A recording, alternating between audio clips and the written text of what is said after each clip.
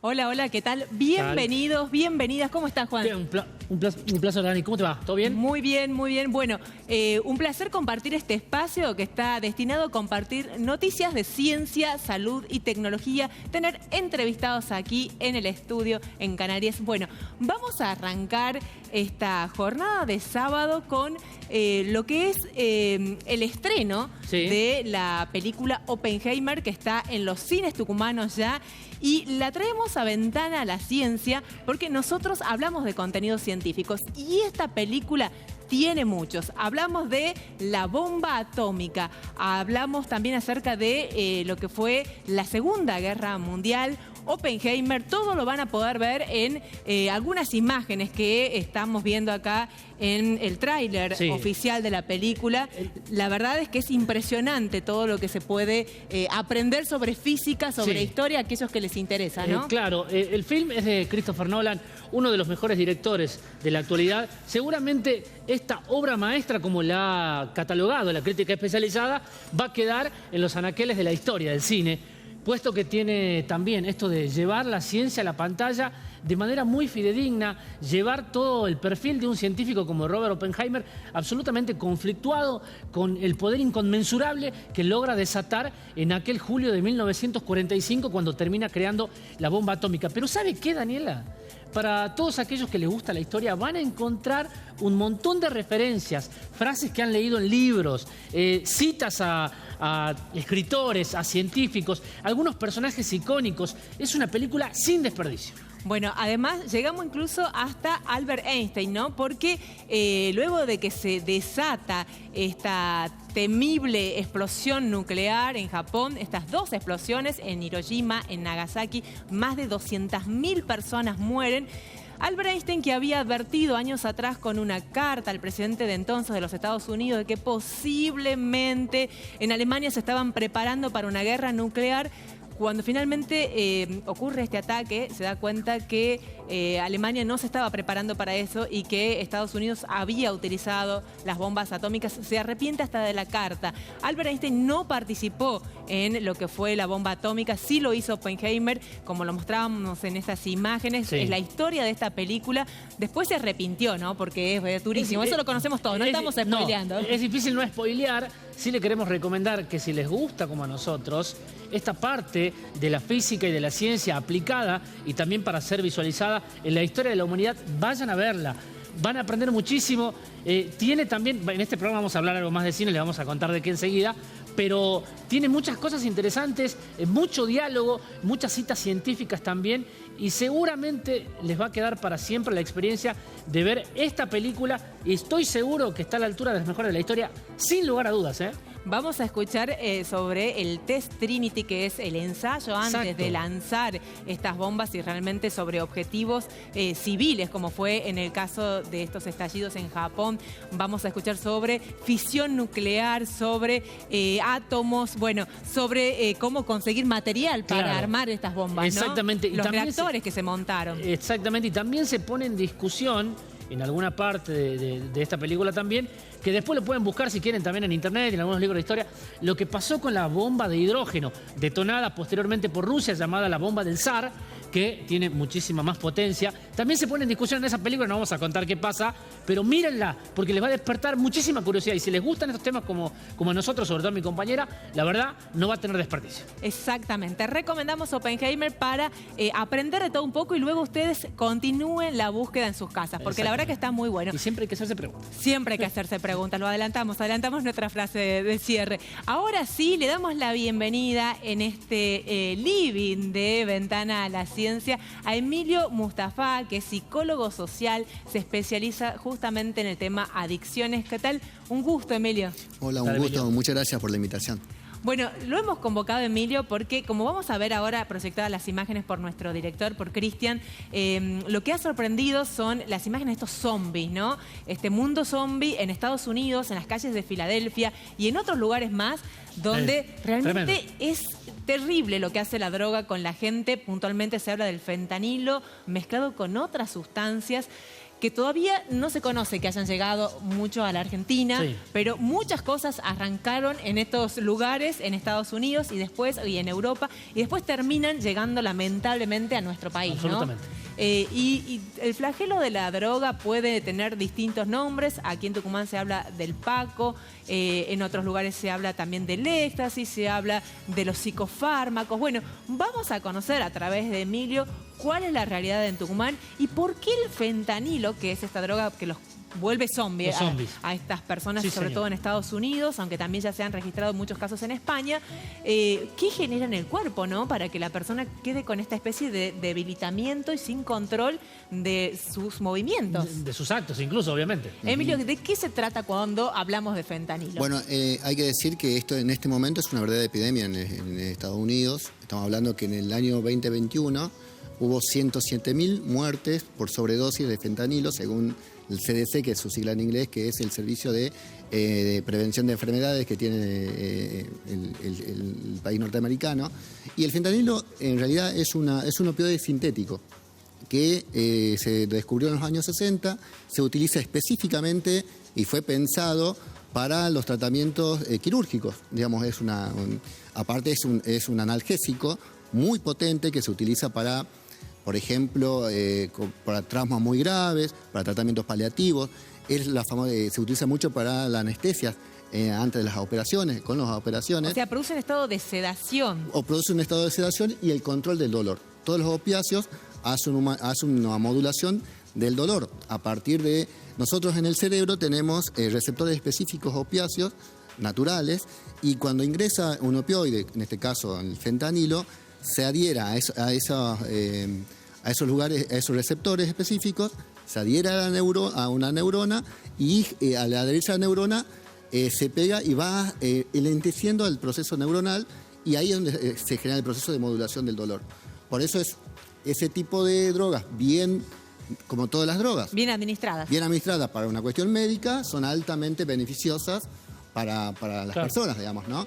Se habla de, creo que 100 microgramos es la dosis exacta, pero ¿cuándo empezó este desastre En Estados de Unidos. epidemia en Estados Unidos de este tipo de consumo? Y ahí tiene que ver con los cárteles de narcotráfico, principalmente los cárteles mexicanos, que al tener el fentanilo empezaron a cortarlo, por ejemplo, con heroína o con cocaína. Y eso ha generado, por ejemplo, que a veces, al no haber estudiado, algunos plantean que la dosis de fentanilo, a veces en la heroína, que es ilegal, no está controlado ni estudiado, se habla a veces hasta 2 miligramos, por eso hay tantas sobredosis. ¿Cómo el proceso de sobredosis de este tipo de opiáceo en general se da? Cuando se ingresa, se absorben entre 1 y 3 minutos al torrente sanguíneo, llega al sistema nervioso central. Entonces, cuando llega al sistema nervioso central, nosotros a nivel del encéfalo tenemos neuronas motoras que controlan la fase respiratoria, digamos, en general, y al llegar el fentanilo lo que va haciendo, lo va enlenteciendo, va deprimiendo la función respiratoria, básicamente. Entonces, una sobredosis de este tipo de sustancias se da. Es una depresión respiratoria importante, un estado de somnolencia, va generando una debilidad respiratoria, paro cardíaco, muerte. Ese es el proceso que genera con este tipo de sustancias. Que hay que decir que en Argentina no existe este tipo de consumo, por suerte, pero sí el fentanilo es usado para uso médico.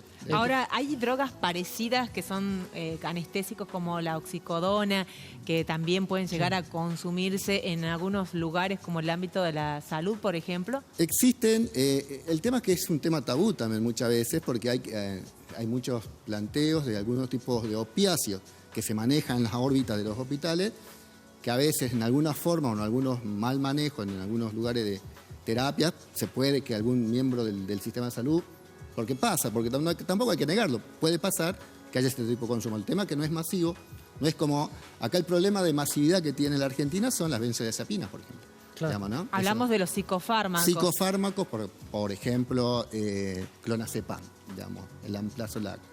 Y hay que decir, según los estudios del Hospital Fernández, donde está un reconocidísimo toxicólogo que es el doctor Damín, digamos, que plantea que en Argentina es el principal país de Latinoamérica en consumo de psicofármaco a nivel de un 7%. Es tremendo. Y somos el tercer país en el consumo de alcohol. Te quiero preguntar respecto de, recién hablaba del fentanilo y esta combinación con la heroína y la cocaína, dos drogas que son muy potentes. Sí. Teniendo en cuenta esto, si una persona entra en la recuperación y demás, y haciendo un tratamiento, ¿el síndrome de abstinencia es mucho más potente también? El síndrome de abstinencia en los opioides son muy potentes. El síndrome de abstinencia, hay que decir que la dependencia es mucho más rápida en opioides y en alcohol, digamos, ¿no? Y ahí viene todo el tratamiento psiquiátrico y de medicación psiquiátrica y médico. Para intentar que dejen. Exactamente, que se va regulando y reduciendo con tratamientos prolongados desde ya, ¿no? Emilio, me llamó mucho la atención lo que decíamos, somos el principal país En Latinoamérica de el consumo de psicofármacos. En psicofármacos. Sí. Hablamos de los populares, bueno, sin querer decir las Sí, marcas no hace comerciales, pero bueno, estas benzodiazepinas que se usan mucho como Efectivamente. ansiolíticos. Algunos los usan Ansiolítico. para dormir, aunque sin prescripción Y yo médica. digo, Y otros lo mezclan con alcohol también. y ese es el otro gran problema que estamos viendo en los barrios, pero yo quiero también recalcar en la clase media. El consumo de la benzodiazepina en la clase media es enorme, y digo maestros, digo clase Sí. intelectual. Gente formada con estudios superiores que también consumen. Efectivamente, ¿por qué se consume tanto? Porque tiene un efecto de sedación. Y la gente está muy alterada. hoy Es en un día. ansiolítico, tiene un efecto de sedación, te da medio relajante, digamos, ¿no?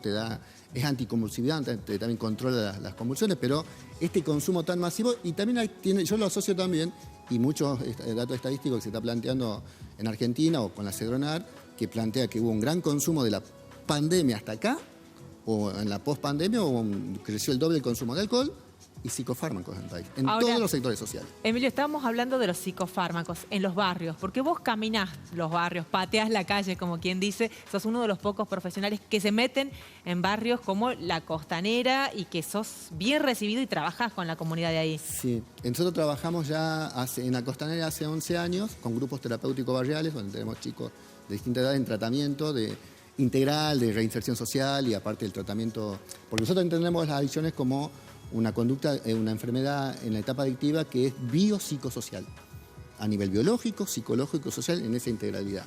Y la base material de la subjetividad es el cerebro. Por eso es tan importante ver el efecto de estos tipos de sustancias en el cerebro, en niños, porque hace ya 2, 3 años que estamos atendiendo nenes 9 y 10 años consumiendo pasta base de cocaína, alcohol. 9, 10 años. Sí, psicofármacos.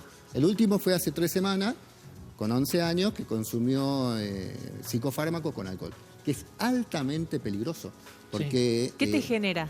Bueno, lo que genera, te genera la sobredosis que te genera un proceso de sedación extrema, pérdida de referencias, mareos, náuseas, en los casos de debilidad también respiratoria, que ahí es donde empieza lo más peligroso.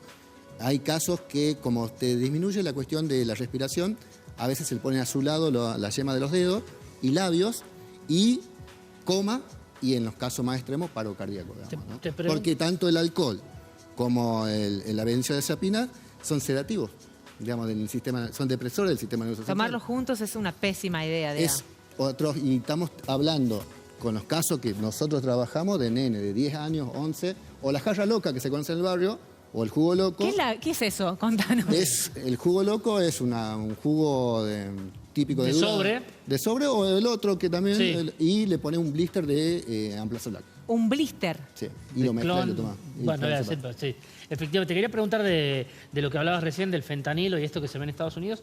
¿Pensás que puede llegar a pasar eso en Argentina o por una cuestión de economía, básicamente los carteles mexicanos les conviene más por los dólares directamente exportar allá, entre comillas exportar, que traerlo para acá? Tiene una cuestión también de geografía, porque por ejemplo, si bien el principal consumidor de sustancias es Estados Unidos, Sí. de todo, digamos, Sí. pero a nivel geopolítico y a nivel de geografías, los opiáceos vienen de la zona mucho más de Oriente, digamos, ¿no? Afganistán, y es más llegada a la producción y implica toda una logística. Nosotros, Sudamérica y toda la cuestión de Latinoamérica para abajo, acá lo principal es la cocaína. Claro. Entonces hay mayor llegada de la cocaína, por eso tenemos Paco, y por suerte no tenemos consumo de heroína, Sí, y de digamos, hecho, acá en Argentina. No, claro, aparte de hecho en México hay algunos lugares donde se puede conseguir la planta de amapola para poder Hay plantaciones que se llaman en el Triángulo Dorado, en el Sinaloa, norte de sí, México, señor. pero también ten en cuenta que el fentanilo es una droga sintética. O sea que se la puede hacer. Y es mucha contrabandeado desde China, por ejemplo. Y ten en cuenta que también que esta droga sintética tiene un efecto 100 veces mayor que la morfina, 50 veces mayor que la heroína. Es tremendo. Es tremendo. Claro, por eso un pequeño exceso, como hace poquito el nieto de Robert De Niro, que también aparecía que le habían vendido aparentemente adulterada su droga con fentanilo. Y tiene que ver con la cantidad de dosis. Es decir, por ejemplo, en el uso médico, porque para aplicar, ya sea en tabletas o en un parche, para el proceso quirúrgico, si querés, los médicos te hacen firmar un permiso especial y es bien administrado con el dosis justa, es altamente beneficioso para tu salud, pero es todo lo contrario. Claro, en esta forma, en digamos. algún momento hablábamos recién fuera de aire de alguna noticia que coincidíamos, vimos por ahí, de algún, entre comillas, profesional que se terminó robando y sustrayendo también drogas de algún hospital que tenían que ver con eso, con la anestesia y demás. Y con los opioides, digamos. Los opioides son altamente adictivos.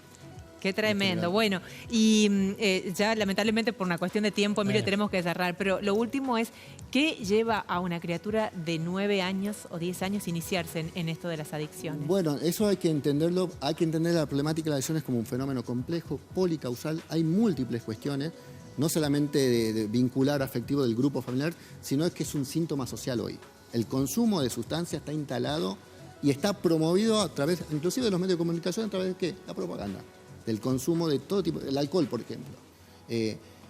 Nosotros nos toca atender, y por eso nosotros, desde donde yo trabajo, Secretaría de Adicciones, con mis compañeros venimos planteando la necesidad de visibilizar esta problemática en una declaración de emergencia en salud mental y adicciones para poder pensar nuevas formas de abordaje, para prevenir y atender, lamentablemente, porque estamos hablando de niños, son nuevas formas de que es necesario generar producción científica, protocolos de intervención, porque esto en las facultades no le enseñan.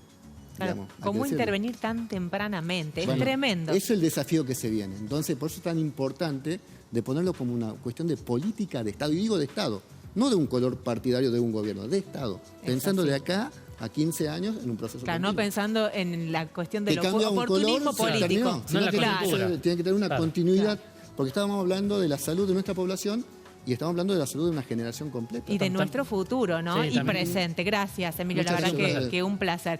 Pausa y ya volvemos con más Ventana a la Ciencia.